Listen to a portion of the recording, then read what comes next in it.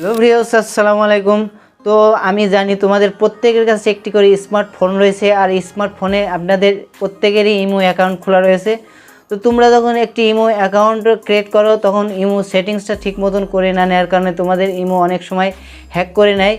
তো আজকে আমি এই ভিডিওতে তোমাদের এমন একটি সেটিংস দেখিয়ে দেবো, গুরুত্বপূর্ণ সেটিংস, যে সেটিংসটি কিনা ইমো নিজেই তোমাদের দিয়ে দিয়েছে। তো আমি এই মোবাইল স্ক্রিনে তোমাদের দেখিয়ে দেবো কীভাবে সেটিংসটি তো এই সেটিংসটি যদি তোমরা করে নাও তাহলে তোমাদের ইমো অ্যাকাউন্টটি সেফ থাকবে, সুরক্ষিত থাকবে। তো মূলত এই সেটিংসটি কীভাবে আপনারা করে নেবেন সেই প্রসেসটুকু আমি তোমাদের দেখিয়ে দেবো।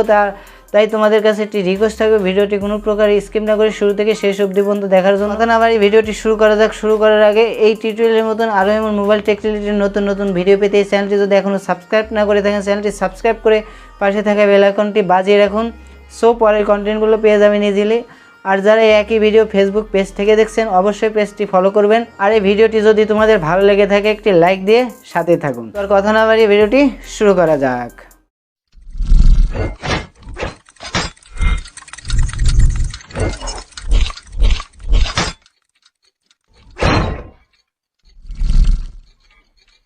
ইমোর যে সেটিংসটি দেখাবো তার জন্য ইমো অ্যাপ্লিকেশনটা ওপেন করে নেব। ওপেন করে নিলে আপনাদের সামনে এমন একটা ইন্টারফেস আসবে।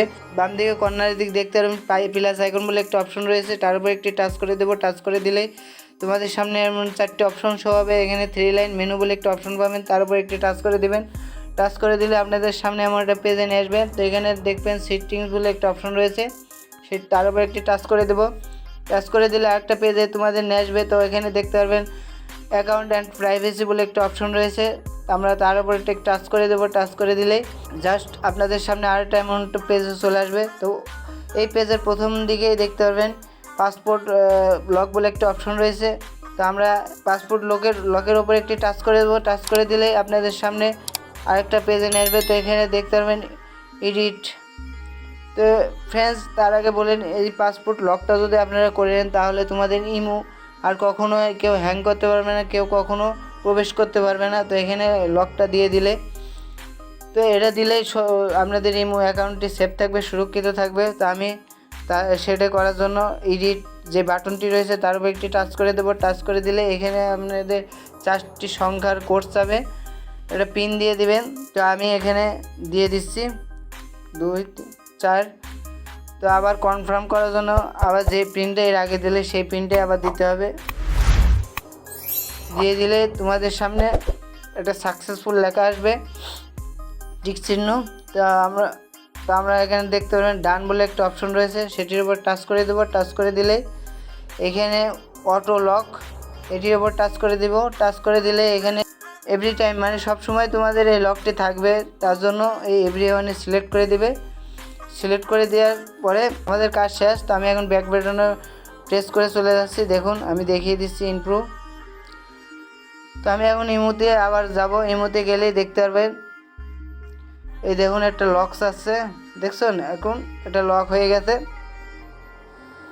এই লকটি আবার যদি আমি দিই তাহলে আমার ইমোটা ঢুকতে পারবো। তো তোমরা যদি এই লকটা করে রাখো তাহলে তোমাদের ইমো সেফ থাকবে, সুরক্ষিত থাকবে, আর কেউ কখনো তোমাদের ইমোতে ঢুকতে পারবে না, চাইলেও সহজে কেউ ঢুকতে পারবে না। তা আমি তোমাদের রিকমেন্ড করব এই লকটি করে নেওয়ার জন্য। আশা করি ভিডিওটি তোমাদের ভালো লেগেছে। যদি এই ভিডিওটি তোমাদের কোনো উপকারে এসে থাকে তাহলে অবশ্যই এই ভিডিওটি শেয়ার করে অন্যকে দেখার সুযোগ করে দেবে। সো আর এই ভিডিও সম্বন্ধে যদি কোনো কোশ্চেন থেকে থাকে অবশ্যই আমাকে কমেন্ট বক্সে কমেন্ট করে জানিয়ে দিতে পারেন। সো আমি সমাধান করার চেষ্টা করব। তো আরও এমন মোবাইল টেক রিলেটেড নতুন নতুন ভিডিও নিয়ে আবারও আপনাদের সাথে দেখা হবে। আজকে এই পর্যন্ত, সবাই ভালো থাকবেন, সুস্থ থাকবেন।